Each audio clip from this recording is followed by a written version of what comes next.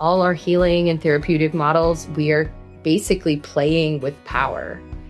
How we understand our personal power, where our personal power is being handed off, where we're trying to take the power, where it's not really ours to take. And so I think that's been the most powerful shift is I know what's within my power to affect.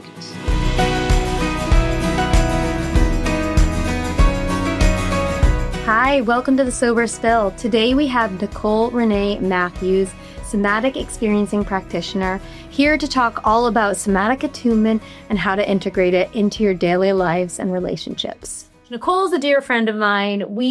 Can I share how we met? Yes, yeah. Please. So I had moved back from California and I was like 6 months pregnant with my son. And I met Nicole at a yoga studio, and I think you were like launching or helping to launch this prenatal yoga class, or at least supporting it. You told me about it, encouraged me to go. Because I met you in the yoga studio. It's this gorgeous Bhutanese-inspired yoga studio in Litchfield. And we started doing prenatal yoga together. I was actually with Nicole the day my water broke and everything. I remember doing yoga. So yeah, thank you for joining us. I'm so glad to be here. And that was a very special day to be a part of. It was nice to see you go first. It was your second child and I was pregnant with my first. So just to know that you had pulled through the birth experience, I remember the story, that really helped me. I think, sharing stories with one another is one of the ways that connection heals us and keeps us going. So thanks for that. Yeah. Well, I think one of the things that really struck me about you then and continues to strike me as I watch you evolve in somatic experiencing is just your paths. You've had a lot of very diverse career paths. Like when I think of you, I think I know I've seen images. You are a very big PETA activist and work for PETA. Truly. And when I met you again, you were managing the yoga studio and now you've launched your business. I'd love you to just talk about some of your paths and how somatic experiencing helped you get to this current evolution of yourself. Well, somatic experiencing, I believe, offers the skills and tools that are a return to our innate nature, to notice sensations in our body, to notice how our senses are responding to our environment, to notice what's going on inside when we're talking to each other or when we're telling one of our stories, and to really acknowledge our experience instead of overriding it and trying to keep up appearances. Somatic experiencing has helped me a great deal.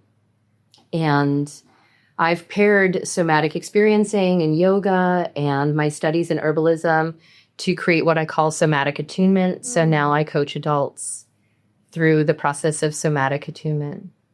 Wow, that's amazing. So what does that look like to coach adults through somatic attunement?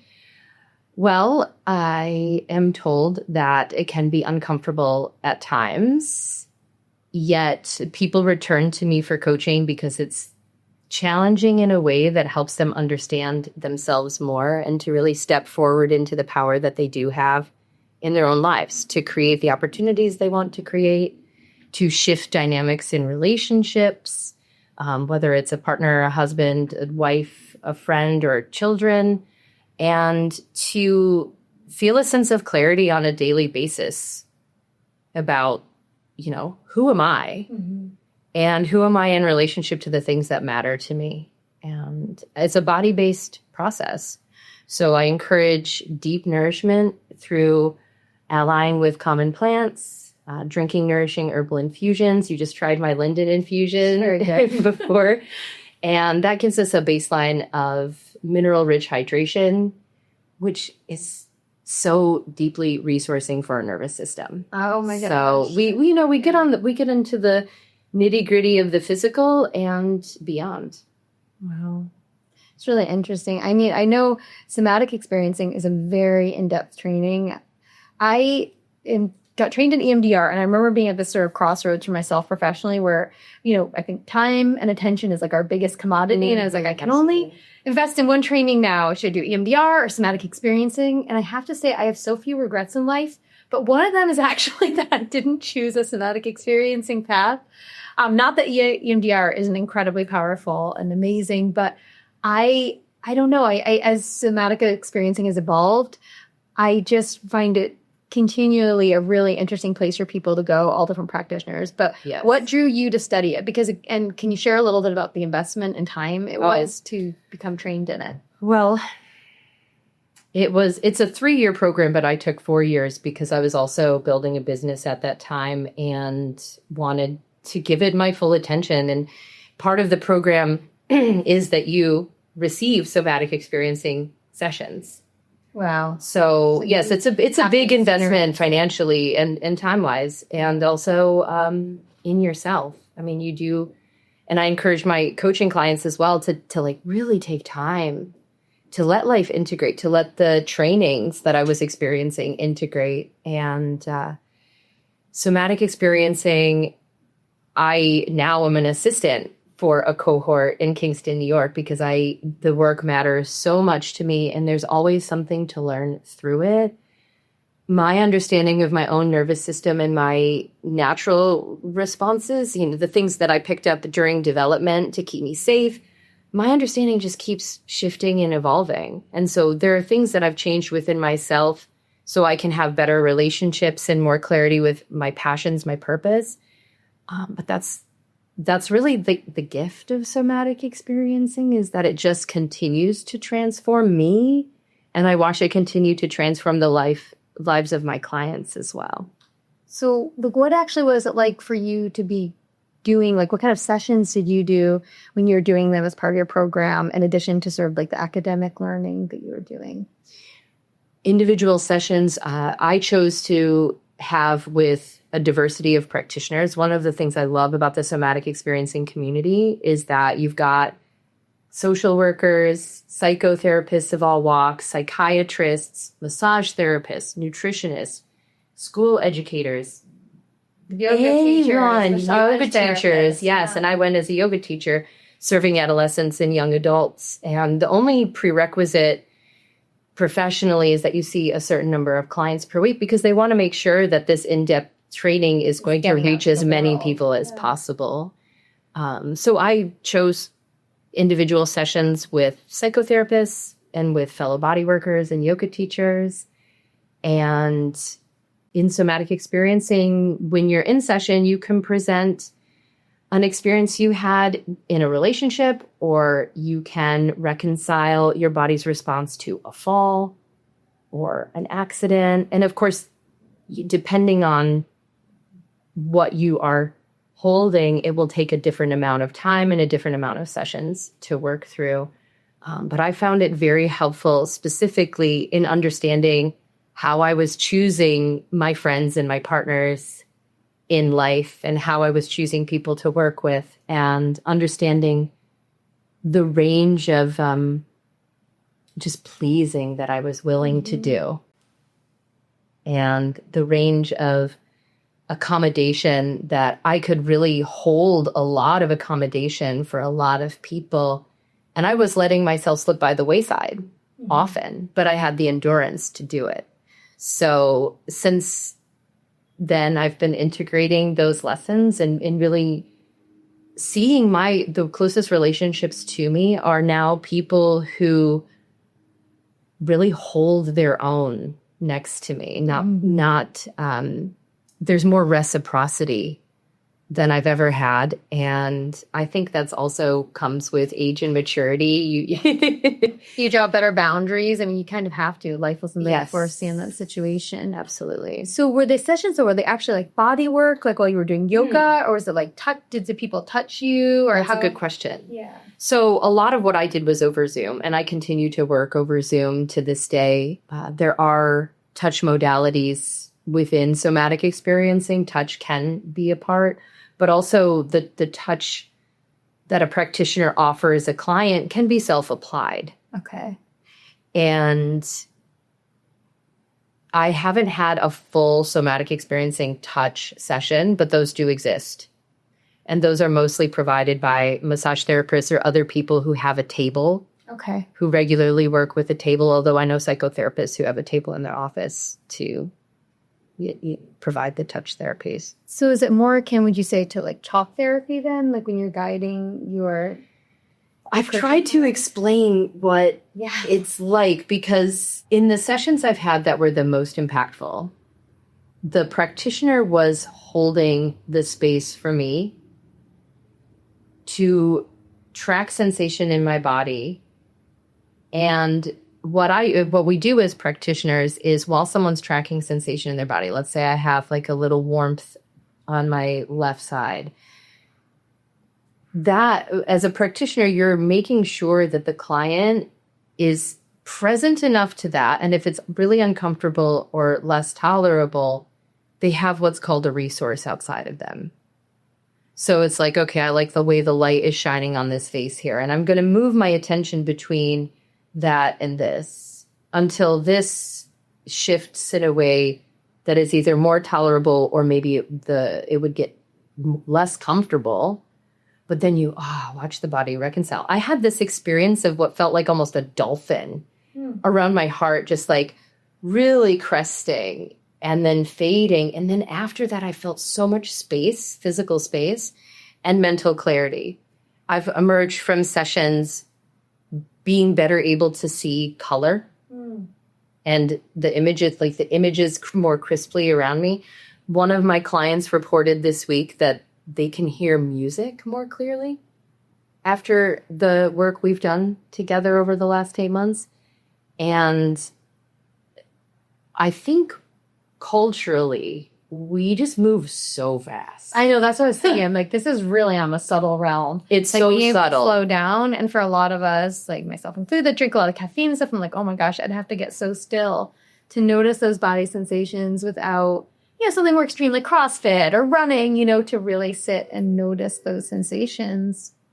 That feels almost like a meditation. I come from a yoga background, so to me, somatic experiencing is, and through my herbalism studies, which were a shamanic herbalism journey, I think of it as truly bending time and space so you're with yourself in a new way.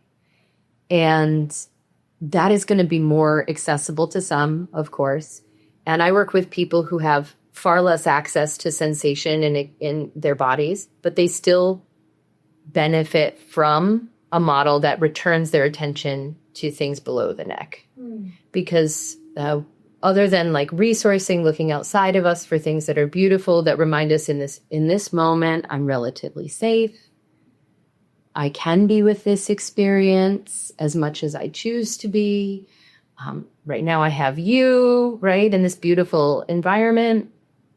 And from resourcing, we then introduce more time and more space to allow ourselves the experience of what's happening, typically below the neck. And as a practitioner, I'm looking out for common signs of dissociation or discomfort. And the whole body is our point of curiosity. So if you feel something, if you don't feel something, if you feel something briefly and it goes away, now, we don't chase sensation necessarily because it's not that finite. So yeah, it's a very complex, very subtle experience, but so are we. We're very complex. Things are very subtle. And yeah, I think it's mostly about paying attention to yourself with the loving kindness that many spiritual practices teach us. Yeah, but it's hard to imagine slowing down that much in such a fast-paced world, I think, for a lot of people. How did it change your relationships, like your personal relationships, your professional trajectory? Well, I found that I have a very strong fight response. Now, we typically think of like activation as like oh no, don't be activated. But when I say I have a strong fight response, that also means when I see someone injured in public, I have a first responder energy and I'm able to slow down and navigate these acute situations in a way that's calm, cool, and collected, right? So having a really powerful activation doesn't necessarily mean that I'm raging out, although in the past I have experienced rage. So what it's really done for me is expand my capacity to be with the really uncomfortable unknowns and to notice when in a relationship dynamic I may be getting sort of pulled into another person's activation, whether that's fight, flight, freeze, fawn, whatever they're, and to say, okay, wait, this is me, this is them. And this is the space between where we have choices and where one of us might need clarity or we both might need clarity, and to really be able to slow down and just acknowledge what's going on inside of me and stay curious about other people. And I think that's a huge gift, especially in a world where our emotions are sort of demonized, like they're a problem, like don't cry, don't yell. And through somatic experiencing, I've learned actually there's a time and a place to shift your tone. Mm-hmm. There's a time and a place to let the tears fall. And just like anything, there's an amount that, when allowed, will actually just complete the emotional cycle on its own. But if we suppress and push down and try to like really keep up an appearance, that's what manifests as anxiety, increase in stress, autoimmune conditions, and many other physical manifestations. Hi everyone, Pat McCarthy here. Mountainside offers a healthcare professionals program for physicians, nurses, dentists, and therapists. Our team of board-certified addiction specialists provides discreet, comprehensive treatment for substance use and co-occurring disorders. We are here to help you achieve sustainable recovery. With a plan built around your unique needs, reach out to admissions@mountainside.com for more details. So for you, again, it sounds like a lot of learning, like interpersonally, just about sort of where you end and others begin. Absolutely. Being able to tap in there. Yeah. I mean, it's interesting because it is such a complex, long-term, again, training. Do you know, or would you share a bit on the history of somatic experiencing, like how it came to be? Absolutely. It's so popular now, but it's actually kind of difficult to find somatic experiencing with fully trained SE practitioners. It's getting more, I think. Yes, the community has expanded a lot in the last 6 years that I've been involved. And the model was founded by Peter Levine, who created his different practices that we are trained in. There's different vocalizations, different body movements, different cues that he helps people understand through animal behavior. So he was working with veterans who, no matter how often they were coming in for psychotherapy, did not seem to resolve their symptoms. Mm-hmm. And he started to watch videos of animals in the wild who meet life-threatening experiences regularly but don't show lingering signs of trauma. They're able to calibrate differently. Yes. Yeah. So one of the things that happens in the wild is no one's there going, hey, are you okay? Yeah. To the animal. That's a really good point. During birthing, are you okay? Yeah. Everything. Yeah. It's very interesting. And Peter himself had an experience where he was involved in an automobile accident as a pedestrian. And this was during the time he was studying animal behavior. And when he was on the ground, starting to understand the extent of his injuries, a woman walked over and just sat with him. And that woman's presence, just a quiet presence, let him, he said, let him know that it was like safe for him to just have his experience. Mm-hmm. And I think that that's a lost art, to have the capacity within yourself that when someone else is hurting or needs care that we don't understand yet, to simply sit and to bring the sense of peace and calm to the otherwise complex and potentially, painful situation. Mm-hmm. So that's very interesting. So he sort of the founder of it. And then it really has expanded pretty globally. And I know they've really worked hard to diversify it. And they offer a lot of people of color cohorts. Absolutely. And really trying to shift the availability Yes. of the practice. Do you have any more information on that? Or have you seen how it's like the movement to make it more accessible? Well, I mean, I myself offer a sliding scale because I think these skills are critical in order for people to have more opportunity for themselves to create economic freedom. There's a lot to say about money in the nervous system. But just to go back to, making sure that somatic experiencing reaches diverse populations, there's a unique need that each population has. And especially when we are in trauma resolution, having a space where people of that identity can feel the relative safety of one another and the general understanding that they may share, it's pivotal. It's like when I sit in groups of other women and listen to their stories of, childbirth, as we were mentioning at the beginning, or moving through menopause, that sort of shared experience is so important for people. And I hope that everybody finds some group of people who share a similar experience. I think so too, because it can be very not only grounding, but also just very uplifting. Like when you see yourselves and others, and when you get to see especially like the best part of yourselves and others sometimes, like whether it's the strength or the connection or the inspiration. Definitely. How about for you? Like I know, again, a lot of professional and personal changes the past few years. How did your SE training relate to that? Like, changes in your marriage, changes in like your professional, going from working for others or working for yourself. They're big things. Oh yeah, it's been very big. I think ultimately there has been this understanding within me that I have the capacity to meet life as it is.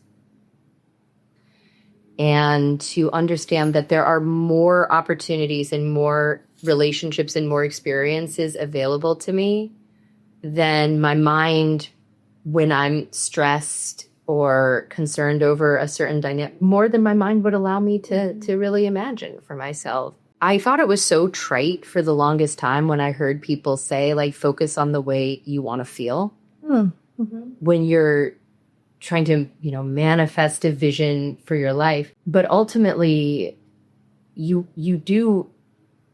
think we have these goals, right? I thought I had the professional aspiration to manage a 12-person team and 80 yoga groups a week. And I thought, oh, that's it. That's when I arrived there. Yeah, that's gonna be the thing. Even left out, you had a pretty significant job too at a major treatment center, running a whole yoga program. Yes, for nearly a decade. Yeah. And I'm still in residential with a different organization. I just came from teaching young adults this morning.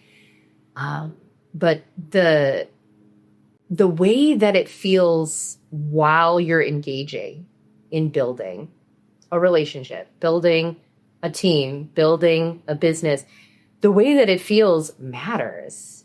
We don't want to continually hold out in front of ourselves, like, when this changes, then I'll feel the way that I want to feel. And that was how I operated too in my marriage, thinking that if I just did this and just did that, then we would become more compatible. And I think many of us have an experience of, oh, well, I'm dynamic and I can shift and I can learn a skill and I can communicate this way. And then in the end, it's not wrong when things are misaligned. It's not wrong that I took 2 years to negotiate a contract that then ended. I think we can take a lot of pressure off of this idea of like, oh, a lost investment, or I wasn't good enough, so this happened. There's so many factors outside of our control. I didn't know while I was in negotiations that venture capitalists were moving in and that the whole landscape of the industry would change. I didn't, there are so many factors, and to really center the way that I want to feel on a daily basis allows me to respect the complexity of what's happening outside of me, whether that's in my family or my community, the businesses that I interact with, or globally, because there's unknown things outside of our control. And in all our healing and therapeutic models, we are basically playing with power. How we understand our personal power, where our personal power is being handed off, where we're trying to take the power, where it's not really ours to take. And so I think that's been the most powerful shift, is I know what's within my power to affect. I have enough respect for other people that I'm not going to try to have power over them, thinking that I can manipulate a situation to, have the love I want, or to, get something back that has naturally faded. Yeah. So a lot of it sounds like being able to let go of things maybe that aren't fitting for you or any serving for you. Has it made you more vulnerable in any ways? That's a great question. And I feel like I'm actually living through an experience right now where I wonder, because I am dating again. How was that? So how long were you married for before you went to somatic experiencing? Or did you get married during it? Or I got married in 2017. And I started somatic experiencing in 2019. And we separated in 2023. I get lost in the timeline sometimes. But so I started dating and playing on the apps, and I'm extroverted, so fair enough. It's fun for me to get to know people, but I think almost like I have too much knowledge of like how to be with people. So I'll go out and really feel like people do this at the grocery store too. It's like we open up, right? The space gets opened up. And so, that's another really important thing I've learned from somatic experiencing is how to have just the right amount to titrate open. Down. Yeah, I think that's actually very relatable to recovery communities, because in recovery communities, you're speaking sometimes in front of 100 people and sharing some of the most vulnerable stories of your life. You're bottoming out, all these things that you would never want to tell anyone, maybe even sometimes your family, you're telling to a group of strangers. So then sometimes in dating or meeting people or just like other parents at pickup, it's like not the time to go that deep. No. And you have to learn to self-titrate of like, what's appropriate in this context. Yes, and I started learning that like I actually can just have fun. Yeah. That not everything needs to be that deep. Yeah. And that by having fun, I'm creating enough nourishment for myself that it really is of no matter if this other person and I go beyond a first date, a second date, or whatever it is, because that's my life. Yeah. It's not going to start the minute that I have this romantic relation. No, this is my life now. It's very nice to spend this time. And also, I just want to say for the world, texting is not a barometer for how we feel about each other in the world. Like, because messaging and texting is like a whole lot of what people are hung up about when it comes to dating or being on the apps or all of these things. And I think that it's best to meet. Yeah, and engage. In a different way. Engage in real life. Use your text to make your plans. But then actually engage. And then just engage. Yeah. Yeah. Engaging is becoming a lost art, though. Right, and that's why texting is often seen as a reflection of like how we feel about each other. But think of how much anxiety people are carrying because it's like, I texted this, they texted that whole thing. Mm-hmm. I think there's a lot of energy that goes to it. There's a lot of energy. I teach teenagers and young adults, and we talk about it a lot, actually. Don't you feel lucky that you had a part of your life and teenage experience before texting? Get out of here. Digital. Get out of here. I know. Like, I feel so lucky. I feel like for me, I'm like really grateful to be Gen X because it's like the last generation where you had not no technology, but like no technology in your pocket, in your hands, to getting a computer, to now seeing this proliferation of it everywhere. And it does change, I think, our somatic experience. It absolutely the does. body awareness to have so much of ourselves externalized. This is my challenge to everybody watching or listening.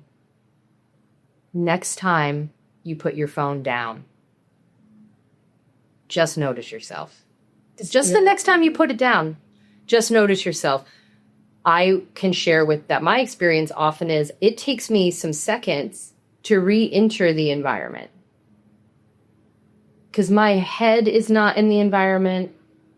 My attention is not in the environment. It's wherever it just was with whatever was on my screen. And so if we're constantly moving from the screen back to the environment, from the screen, but how present are you to your actual environment? And hopefully your environment feels relatively safe and you can, as we're mentioning, like take more time to be in it, especially if you're feeling anxiety or forms of shutdown or numbing. And, you know, there's beauty everywhere around us. I think it's funny that the internet says touch grass. It's like one of the things that you say. Yeah. Because it's true. I know. It feels really good to be your true. Grass.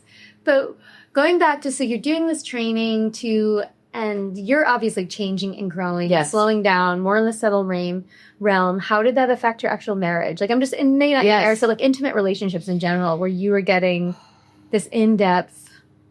Well, I started to acknowledge the patterns that were hurting us. And I started to be able to say, wait a second, this is part of the pattern. And I would say it out loud. And I would attempt to use my body to, like, you know, to use my body and my loving presence in order to see where we could go next. I learned over time, though, some nervous systems are just not meant to like attune and connect. To attune, connect, and go for the long haul. And that's, again, why I mentioned forget mistakes. Forget thinking that you've done something wrong. I get why we want to feel ashamed or we want to feel guilt or we want to blame other people, because that's, again, a way that we grapple for power. But to remember that the power we have is inside of us and that we don't have to keep forcing things that are not the right fit for us. There are 8 billion people on the planet. It's a great big world. Even in your own community, there are people. But how do you get rid of that fear? I mean, I think a lot of people stay in relationships that don't fit because they're scared. You know, they're scared of parenting alone. They're scared of being alone. I mean, how do you get through that fear? Well, the way that I've gotten through it is by having 4 girlfriends who are all very different that I talk to every day. So I've chosen my support. Yeah, that is also very akin to recovery. Tell me more about that. Like, how did you find them? How do you connect with them? Is it texting? It is texting, but it's not. Mm-hmm. It's voice notes. Oh, okay. Voice notes. Occasional text. But so funny. I hate to admit this, but I have a really hard time with voice notes. I don't have the attention span anymore. I'm like, if there's no visuals, go with this. I can listen to them in the car if I'm listening in the car. But again, then I do feel weird. Is that distracted driving? I just press play and listen to my friends talk to me. And we call it podcasting. One of my friends I met at yoga teacher training. And that was 13 years ago. And she helps me foster my disgust because I actually don't have a lot of disgust in my system. And sometimes I do need to feel disgust. So she's helping me feel disgust. Mm-hmm. And I have a woman that owns a health food store that I used to work at that I talk to. And she and I are both online dating. So we have that in common. And it really helps support the process and like reminding each other at different times, like, oh, this is part of the process. And my friend who is local owns a yoga apparel company. And so we rap about business and parenting. I can't believe it. I only have her underwear on right now. We need to put a link into her beautiful wear. Yes, like handmade garments are gorgeous. It's gorgeous. Yes. What is her company called? Purusha People. Okay. Purusha. Gorgeous. Yes. Yeah, check it out. Beautiful. Yeah. Beautiful. So speaking to other women, what I keep on hearing you mention too is like businesses and things they care about, really being invested because, we spend a lot of us, not everyone, but spend most of our waking hours at work. Yes. So I hope it has some purpose and some meaning, and we like the connections we're with. I know I do. Like, I feel like that's one of the best things for me is that I love what I do because it's where I'm actually most awake. You know, there are certain times, like sometimes I go to the office in Chappaqua where I think back to a few years where I'm like, I was really here more than I was at home. So I'm grateful that I've liked these spaces and wanted to be there, but that's what I'm hearing too. And the people that you're connecting with right now, it sounds like a lot of them are very invested with the bringing in the world. And people who have a similar interest to me, but in a diverse way. Yeah, definitely. Like people who can really challenge me when it's time and love me throughout it all. Yeah.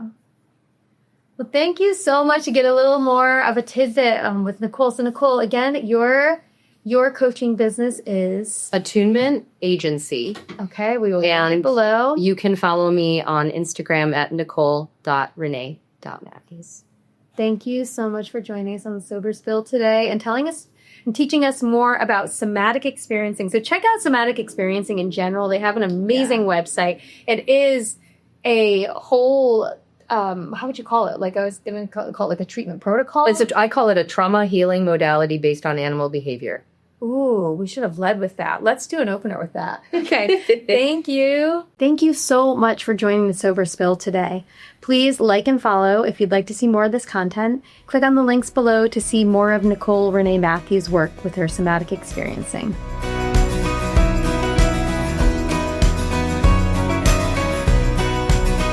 If you or a loved one is struggling with addiction, Mountainside can help.